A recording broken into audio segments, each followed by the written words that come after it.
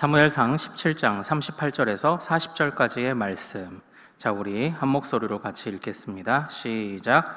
이에 사울이 자기 군복을 다윗에게 입히고 노투구를 그의 머리에 씌우고 또 그에게 갑옷을 입히매 다윗이 칼을 군복 위에 차고는 익숙하지 못하므로 시험적으로 걸어보다가 사울에게 말하되 익숙하지 못하니 이것을 입고 가지 못하겠나이다 하고 곧 벗고 손에 막대기를 가지고 시내에서 매끄러운 돌 5을 골라서 자기 목자의 제구 곧 주머니에 넣고 손에 물매를 가지고 블레셋 사람에게로 나아가니라.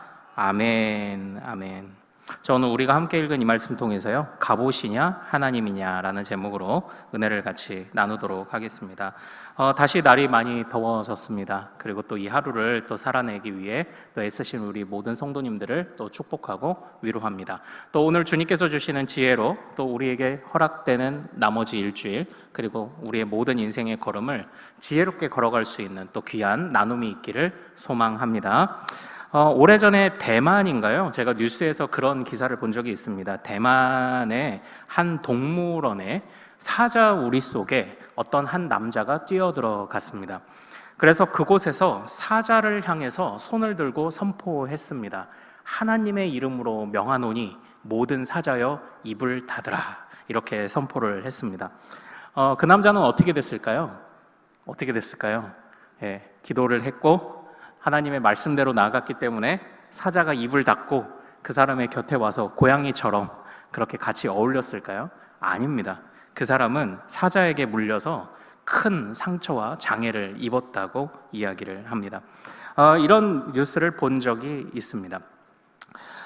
때로는요, 오늘 우리가 살펴볼 본문은 이제 골리앗을 향해 물맷돌을 던지는 다윗의 이야기입니다. 때로 이런 말씀은요, 우리로 하여금 담대함을 갖도록 촉구합니다. 그러나 우리가 갖는 그 담대함이라는 게 참 뭘까요? 이게 쉽지 않습니다. 그러니까 어떤 사람은 이 담대함을 오해해서 지금 제가 서두에 말씀드린 것처럼 무리한 일을 하기도 합니다. 또 어떤 사람은 하나님이 능력을 주시면 다 할 수 있다는 것이 우리의 근본적인 믿음이지만 또 한편으로는 그러다 보니까 하나님을 의지하고 기도는 하는 것 같은데 또 다른 일들에 소홀해지는 모습도 분명히 있습니다. 하나님께서 주시는 진정한 담대함이라는 것은 또 무엇일까요? 그리고 오늘 이 골리앗을 향해 물맷돌을 던지는 이 다윗의 이야기가 우리에게 주는 참 그런 교훈은 무엇인지 오늘 좀 같이 나눠보기를 원합니다. 이 사무엘을 통해서 다윗이 이제 기름 부음을 받았습니다. 놓고 보면 사울과 똑같은 과정을 겪습니다. 사울도 기름 부음을 받았고 하나님의 영이 임했습니다. 마찬가지로 다윗도 기름 부음을 받고 하나님의 영이 임하여 악령에 시달리던 사울을 위해 연주할 때마다 하나님의 영의 도우심으로 말미암아 그의 머리가 상쾌하게 되는 이런 일이 있었습니다. 그러나 그 이후의 이제 행보는 전혀 다른 것이었죠. 사울은 하나님의 영에 감동되어 하나님 편에서 싸우던 때도 분명히 있었지만 그의 중심이 무너지기 시작하는 순간 그는 더 이상 하나님의 택한 백성이 되지 못했습니다. 반면에 다윗은요, 아직 그가 왕으로 세움받은 것은 아니지만 오늘 말씀을 통해서도 앞으로의 말씀을 통해서도 점점 그의 중심이 하나님께 있음을 이제 보여주었던 것이죠. 그렇게 다윗이 기름 부음을 받고, 그러나 이것은 아주 은밀하게 이루어졌습니다. 그리고 다윗이 사울에게 불려가서 어떤 한 소년의 추천에 의해 사울에게 불려가서 연주를 하고 있다가 그 다음 장면, 블레셋과 이스라엘이 전투 중인 장면으로 이제 17장으로 넘어오게 됩니다.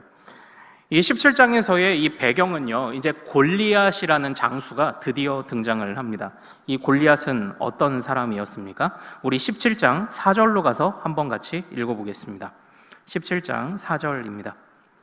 자, 같이 읽습니다. 시작. 블레셋 사람들의 진영에서 싸움을 도두는 자가 왔는데 그의 이름은 골리앗이요 가드 사람이라. 그의 키는 6규빗 한 뼘이요. 아멘. 여기서 이 6규빗, 한 규빗이 길이가 어느 정도 되나요? 한 45cm 정도 이제 됩니다. 그러면 6규빗은 이게 몇 센치가 되는 겁니까? 6, 4, 24하고 5, 6에 30 해서 키가 2m 70에서 한 뼘 정도가 더 있다. 이게 아마도 거의 3m 정도 되는 그런 키를 가졌던 그런 사람인 것 같습니다. 그런데 이 사람이요, 그 40일 동안, 무려 40일 동안 하나님의 군대를 조롱합니다. 그런데 이스라엘 군대는 40일 동안 조롱을 받는 중에도 아무도 나서지 못하고 있는 그런 상황입니다. 재밌는 것은요, 이 40일 동안 조롱한 것도 이 골리앗이 그 도발을 계속 하는 거잖아요. 그런데 우리 17장 3절을 한번 좀 같이 읽어볼까요? 3절 같이 읽습니다. 자, 시작. 블레셋 사람들은 이쪽 산에 섰고 이스라엘은 저쪽 산에 섰고 그 사이에는 골짜기가 있었더라. 그러니까 지금 보면 40일 동안 조롱하는데 이쪽 산과 저쪽 산에 서서 중간에 골짜기를 두고 이제 이 블레셋 진영의 산에서 40일 동안 소리를 친 겁니다. 자, 그런데 우리 25절 말씀을 가서 한번 같이 읽어보죠.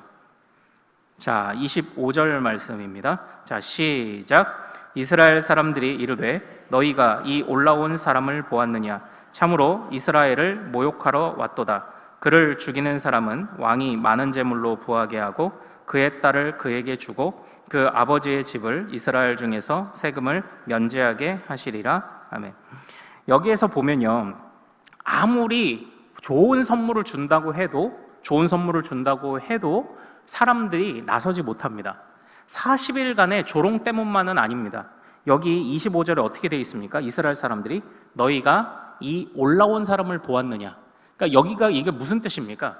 지금 두 산봉우리에서 블레셋 진영에서 목소리로만 40일을 조롱하던 골리앗이 이제 골짜기를 내려갔다가 이스라엘 진영으로 올라오고 있는 장면인 겁니다.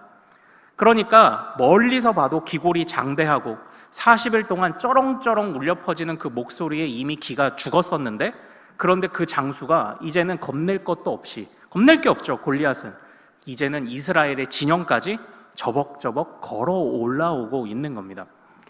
그러니까 멀리서 봐도 그 용모에 주눅들었던 이스라엘 백성 중에 아무리 억만금을 준다고 해도 나서는 사람이 아무도 없었죠. 가까이에서 보니까 더 무시무시했던 것입니다. 이스라엘은 그렇게 두려워합니다. 그러나 그런 모습들 속에서 우연히 그 전장을 방문한 그 다윗의 형들 중에 3명의 형들이 전장에 나섰고요. 그의 안부를 물으러 이세 아버지가 다윗을 보내지 않습니까? 우연히 그 전장에 나타났던 다윗이 이제 그 조롱하는 골리앗의 목소리를 듣게 됩니다. 그때 이스라엘은 두려워했습니다. 그러나 다윗은 어떤 마음을 가졌죠? 분노했습니다. 이스라엘은 두려워했고 다윗은 분노했던 이유가 무엇입니까? 우리가 한동안 계속 봐오던 주제가 있죠. 바로 이스라엘과 사울은 용모와 신장을 보았습니다. 그러나 다윗은 그가 모욕하는 하나님의 권위를 생각을 했습니다. 다시 말하면 다윗에게는 하나님을 향한 중심이 있었던 것이고요. 이스라엘은 용모와 신장만 살피다가 자기보다 더 큰 용모와 신장이 나타나자 주눅들게 되었던 것입니다. 이제 이때부터 이 다윗의 분노를 큰형 엘리압은 듣고 조롱합니다. 책망합니다. 교만하다고 말합니다. 조무래기가 와서 까불고 있다고 이야기를 합니다. 그러나 아무도 나서지 않는 중에 이 작은 소년이 말하는 것을 들은 어떤 사람이 사울에게 가서 이제 이 말을 전하게 됩니다. 그리고 그 소리를 들은 사울 왕이 이제 다윗을 부르게 되는 것이 이제 31절부터 시작되는 이제 단락입니다. 이제 이것이 이제 이 모든 것의 배경입니다. 그런데요, 이게 참 사울의 마음도 한번 보십시오. 사울도 오죽 급했으면 그 모든 장수들, 심지어는 이 다윗의 형들은 어땠습니까? 사무엘이 보자마자 이 사람이 왕이구나 라고 생각할 만큼 기골이 장대한 청년이었습니다. 그러나 다윗은 아주 작은 소년이었습니다. 아주 어린 소년이었습니다. 그런데 이 사울이 아무도 나서는 사람이 없자 이 분노를 쏟아냈던 다윗을 불러와서 그 다윗과 대화를 하기 시작합니다. 사울의 마음이 많이 조급했고 급했던 것 같습니다.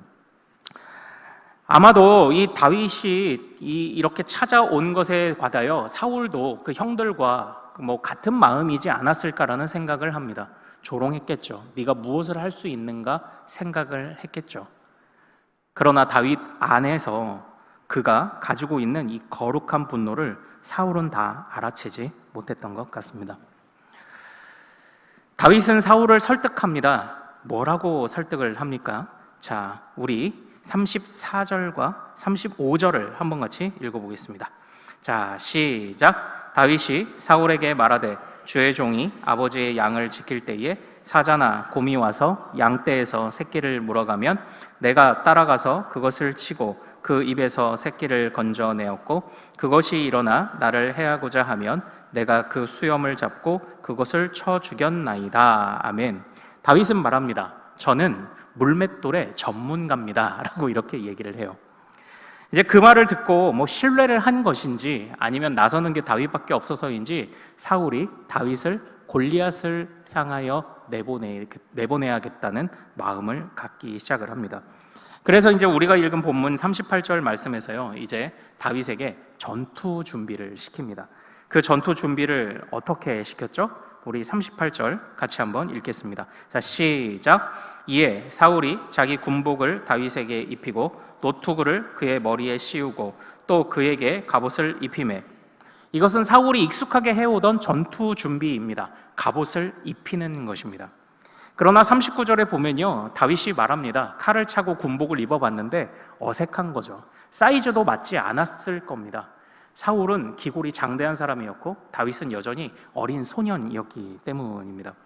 그래서 익숙하지 못함으로 벗었다라고 성경은 그렇게 기록을 합니다. 그리고 다윗은 이제 손에 막대기를 들고 그리고 돌 5을 골라 다윗에게 나아갑니다. 이제 이후의 일은 여러분들이 잘 아시죠. 이후의 일은 우리 다윗은 사실 막대기와 물맷돌을 가지고 갔습니다. 그래서 보통 성경 퀴즈 때 질문을 합니다. 다윗의 무기는 무엇이었나요? 그러면 막대기와 물맷돌이라고 보통 대답을 하죠.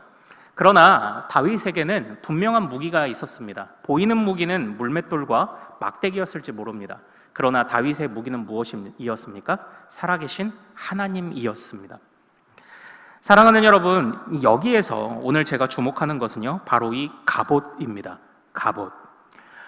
자칫해서 이 말씀을 오해하면요, 우리가 이 말씀을 오해하면 이 세상 것들은 다 필요 없다, 우리는 하나님의 이름만 부르짖으면 된다라고 사실 착각할 수 있습니다.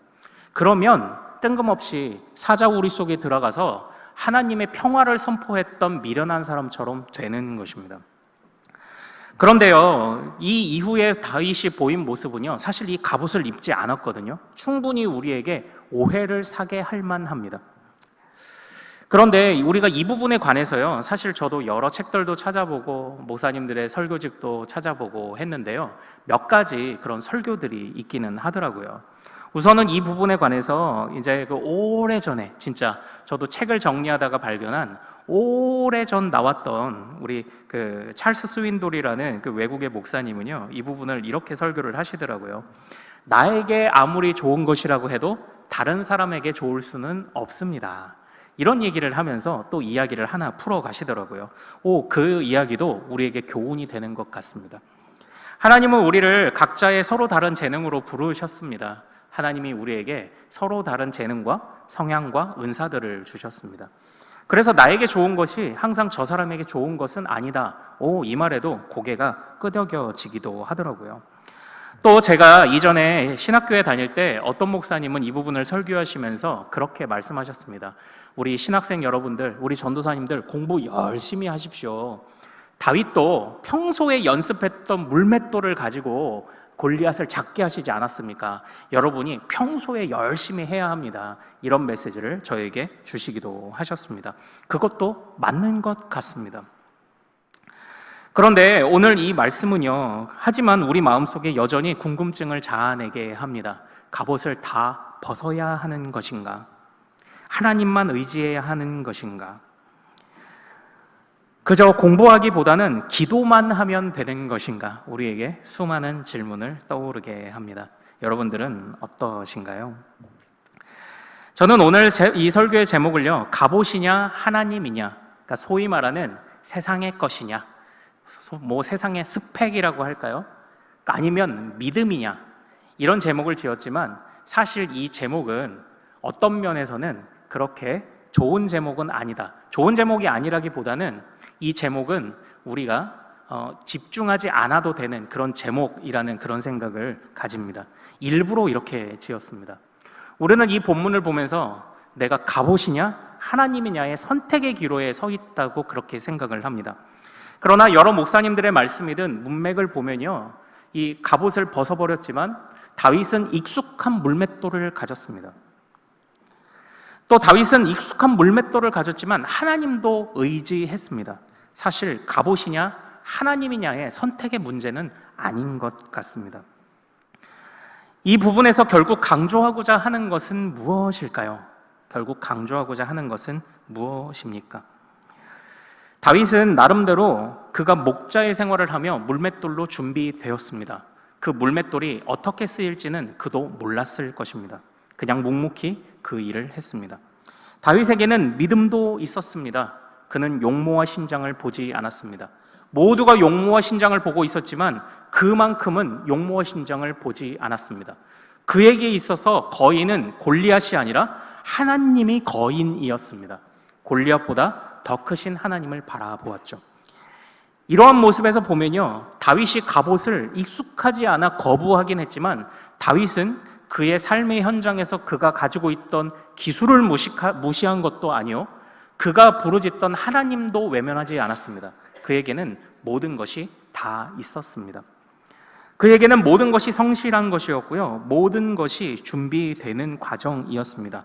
그러나 가장 중요한 것은 무엇이었을까요? 그것은 바로 이 다윗이 하나님 앞에 쓰임받는 때를 자기가 결정하지 않았다라는 겁니다. 그러니까 오늘 이 다윗의 담대함은요, 사실 갑옷을 벗은 데 있지 않습니다. 오늘 이 다윗의 담대함은 그저 묵묵하게 주어진 일을 살다가 하나님께서 정하신 때에 그가 쓰임받았다는 것, 그리고 그 때가 오기까지 묵묵히 기다릴 수 있다는 것, 그것이 그의 담대함이 아니었을까요? 단순하게 세상의 것이냐 하나님의 것이냐의 이런 선택의 문제가 아닙니다. 사랑하는 여러분, 우리도 그러지 않습니까?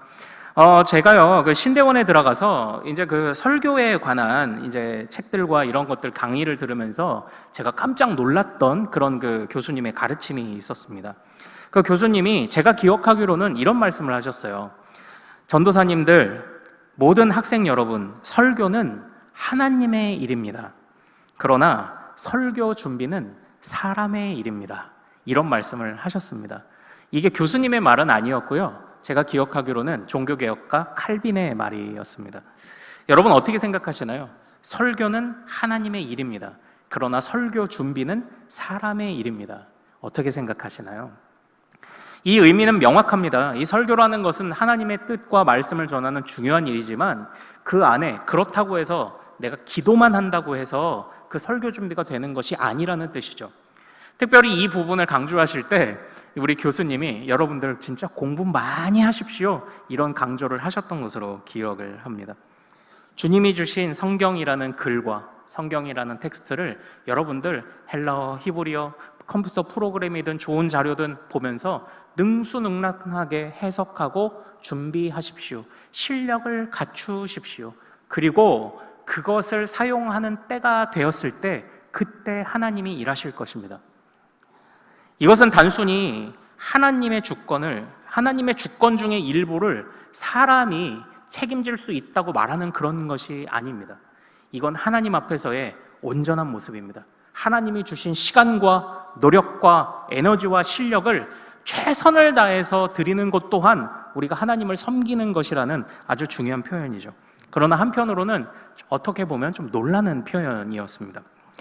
오래전에요. 제가 사역하던 이제 교회에서 이제 제가 전도사로 첫 사역을 할 때 이제 부목사님 한 분을 만나게 되었는데요. 이분은 소위 말하는 영성파였습니다. 순복음적 성향을 가지고 계신 그런 분이셨습니다.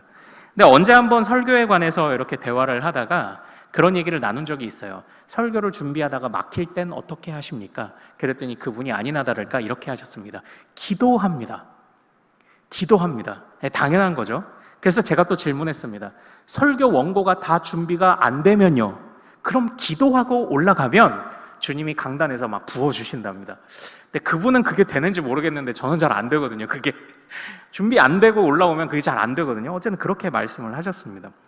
이제 선배님들은 이제 그런 이야기들을 들으면서 그래, 설교는 하나님의 일이지, 그래, 하나님이 처음부터 끝까지 주관해 주셔야지 하는데, 신학교에 갔더니 웬걸 교수님이 설교는 하나님의 일입니다. 그러나 설교 준비는 사람의 일입니다라는 이런 얘기를 들으니까 제가 얼마나 충격을 받았겠습니까? 그러나 시간이 점점 지나면서 깨닫게 되는 것 같아요. 이건 서로 대립되는 이야기가 아닙니다. 오늘 이 다윗은 단순하게 익숙하지 않음으로 갑옷을 벗었지만, 이 다윗이 그럼 가서 기도만 하면 골리앗이 무너질 거라고 생각했나요? 아니요, 그러진 않았습니다. 그에게 익숙한 방식으로 나아갔습니다. 그에게는 물맷돌을 던질 수 있는 기술이 있었습니다. 그리고 그는 또 하나님도 신뢰했습니다. 동시에 하나님과 또한 여태까지 자신의 일상 속에서 하나님이 갖추게 하신 실력을 동시에 붙잡고 갔습니다. 이것은 모순되는 일이 아니었던 거죠. 중요한 것은 이거냐 저것이냐의 초점이 아닌 것 같아요. 하나님이 그를 지금 하필이면 이때에 사용하시기로 결단하셨다라는 겁니다. 바로 담대함이 뭐라고요? 주님의 때를 기다릴 수 있느냐의 문제라는 것입니다. 다윗은 지금 어떤 사람입니까? 다윗은 지금 기름 부음을 받은 사람입니다. 그가 만약에 약삭빠르게 생각했다면, 내가 이 골리앗을 무너뜨려서 내가 왕으로서 이제 나서야 되겠다라는 마음을 가졌나요? 아니요, 그러지 않았죠. 다윗의 그런 마음은 이후에도 전혀 드러나지 않았습니다. 사울이 그를 죽이려 할 때도 오히려 사울을 살려주는 일을 했던 것이 다윗입니다. 왜 그럴까요? 그에게는 하나님의 때를 기다리는 담대함이 있었기 때문입니다.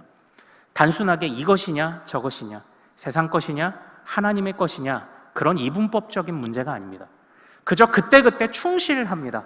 하나님이 명하신 일을 할 때에는 하나님 앞에, 그리고 그저 익숙한 일을 할 때에는 그 익숙한 일에 충성합니다.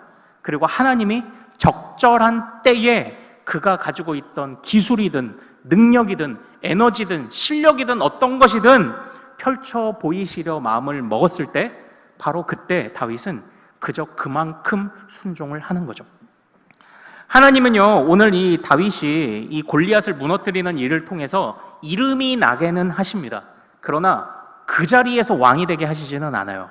다윗은 그것도 기다립니다. 기름 부음 받고 자기가 왕이 될 것이라고 알고 있던 다윗도 조급해하지 않습니다. 이 전쟁에서 골리앗을 이겼지만 골리앗을 이긴 것을 통해서 누리는 것은 무엇인가요? 사울의 사위가 되는 것, 딱 거기까지만이었습니다. 다윗은 그것에 순종합니다. 하나님의 때를 기다린 거죠. 사랑하는 여러분, 우리가 참 살아가면서요, 사실 40여 년을 살았다고 한들 제가 여러분들보다 얼마나 인생의 경험이 많겠습니까? 그러나 사실은 우리가 생각해보면 성경이 한결같이 우리에게 말씀하는 바가 무엇입니까? 때가 있다는 것이겠죠. 때가 있다. 하나님이 정하신 때가 있다. 그리고 그 때마다 정하신 하나님의 뜻이 있다. 조급해서 왕이 되고 싶어도, 아니, 너의 역할은 골리앗을 무너뜨리는 것까지만이야 라고 하시는 그 주님 앞에 다윗이 지금 순종하고 있습니다. 다윗의 이런 마음은요, 이후에도 계속됩니다. 어떤 사건이 있나요? 다윗은 충분히 능력 있고 부와 힘을 가졌습니다. 그래서 그가 마음만 먹으면 성전을 건축할 수 있었습니다. 그러나 하나님은 그에게 거절하셨습니다. 그렇지만 하나님은 그로 하여금 성전 건축을 준비하게 하셨습니다. 하나님이 그들을, 다윗으로 하여금 이 성전 건축을 거절하신 이유가 뭐죠? 우리가 지금껏 배워왔던 것처럼 다윗은 정복해가며 나라를 안정시키게 하는 것까지가 그의 역할이었습니다. 안정된 곳에서 이제 정착하여 안정된 곳에서 번영을 누리는 것은 솔로몬에게 주어진 역할이었죠. 다윗은 그것을 알았습니다. 하나님의 때를 알았습니다. 그 때에 요구하시는 하나님의 뜻을 알았습니다. 그래서 거절하신 것에도 감사하고 묵묵히 자신이 할 수 있는 일을 해 나갔습니다. 그래서 성전 건축을 준비하게 하셨던 것이죠. 사랑하는 여러분, 우리가 살아가다 보면요, 갑옷이냐 하나님이냐, 하나님의 방법이냐 사람의 방법이냐를 고민할 때도 분명히 있습니다. 그런 고민은 굉장히 복잡할 겁니다. 단순하게 이분법적으로 생각할 수 없는 그런 것들도 많을 것입니다. 할 수 있다면 최선을 다해 기도하고, 그리고 할 수 있다면 최선을 다해 준비하십시오. 우리는 정의로워야 하고 우리는 공평해야 합니다.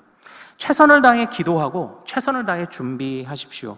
그러나 단순하게 하나님의 뜻이냐 세상의 것이냐 그런 부딪힘이 아니라 내가 할 수 있는 준비, 할 수 있는 것, 허락하신 것을 잘 준비하고 하는 가운데 그냥 하나님이 주시는 때와 하나님의 뜻과 하나님이 명하신 것을 그냥 그 자리에서 묵묵하게 그렇게 감당하며 나가는 우리들이 되기를 소망합니다.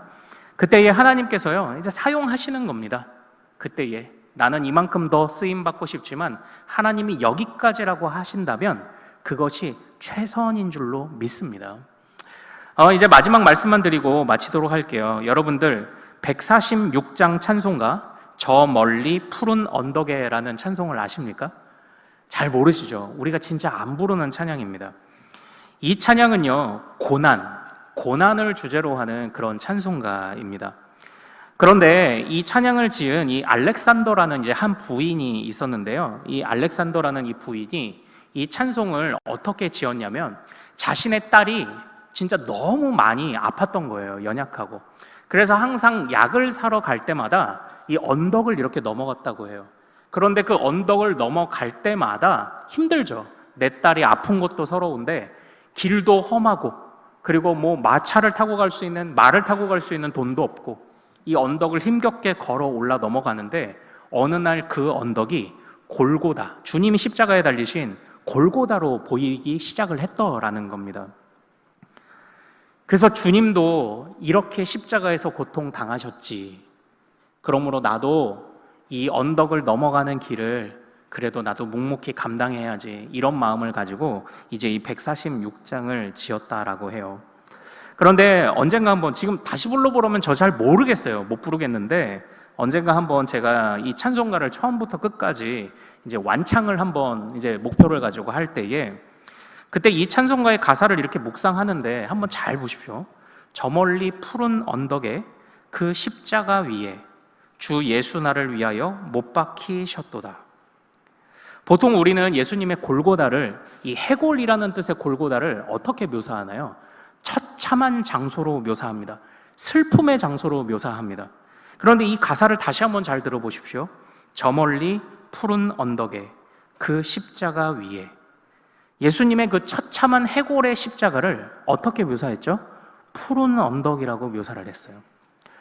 제가 모르겠습니다. 이 알렉산더 여사가 이 찬양을 지은 게 1848년이에요. 그래서 뭐 물어볼 수도 없고 나중에 천국 가면 물어볼 수 있겠지만 왜 푸른 언덕이라고 묘사를 했을까?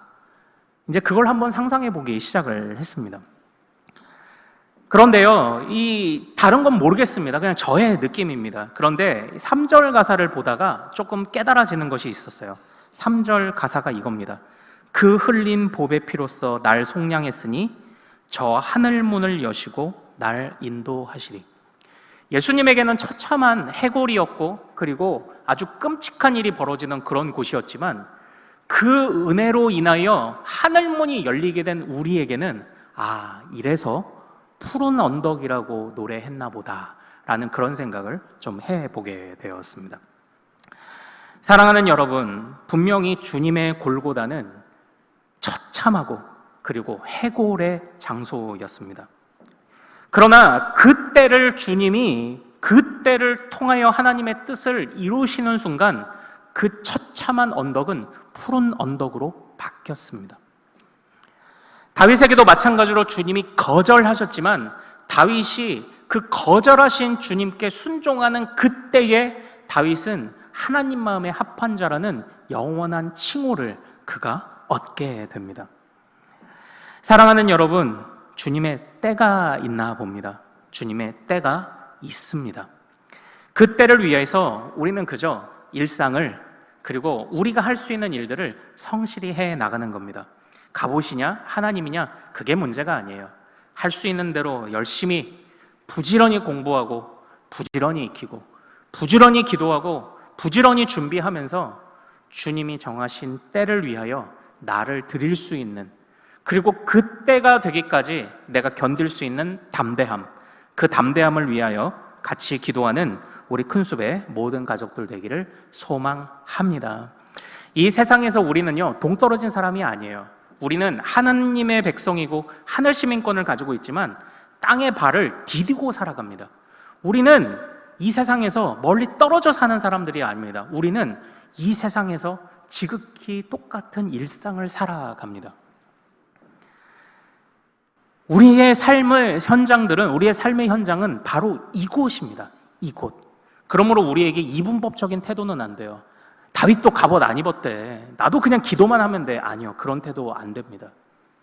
우리가 최선을 다해 하나님 앞에 모든 면에 성실하며, 그러나 진짜 담대함은 뭐라고요? 갑옷도 없고 준비도 없이 그냥 기도만 하고 나가는 게 담대함이 아니죠. 주님의 때를 기다리고 그 때에 주님이 허락하신 때까지만 나아가는 것, 그게 진짜 담대함이 아닐까요? 그러면 그 순종의 순간들을 주님이 해골이 아니라 바로 푸른 언덕으로 바꾸는 놀라운 역사를 우리를 통해 이루실 줄 믿습니다. 우리 같이 좀 찬양하죠. 나 주님의 기쁨 되기 원하네.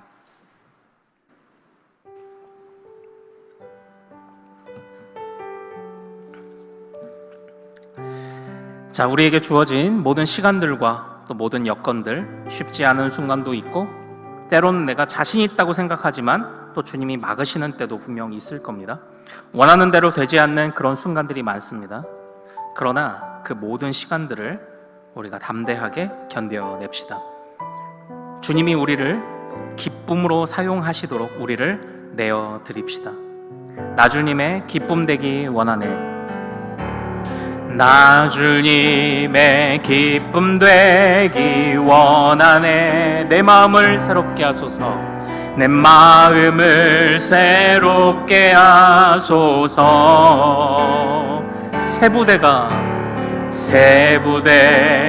되게 하여 주사.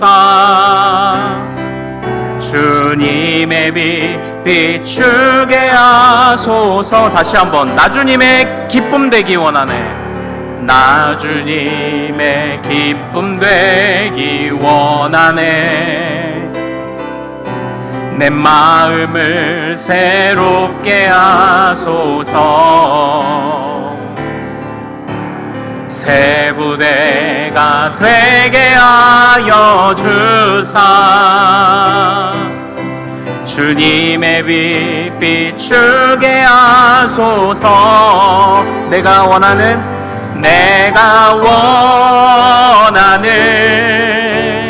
한 가지, 주님의 기쁨이 되는 것. 내가 원하는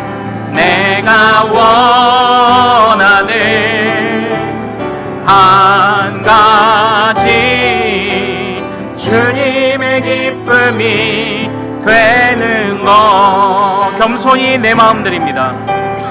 겸손히 내 마음 드립니다. 나의 모든 것 받으소서. 나의 마음 깨끗게 씻어주사. 나의 마음 깨끗게 씻어주사. 주의 길로 행하게 하소서. 내가 원하는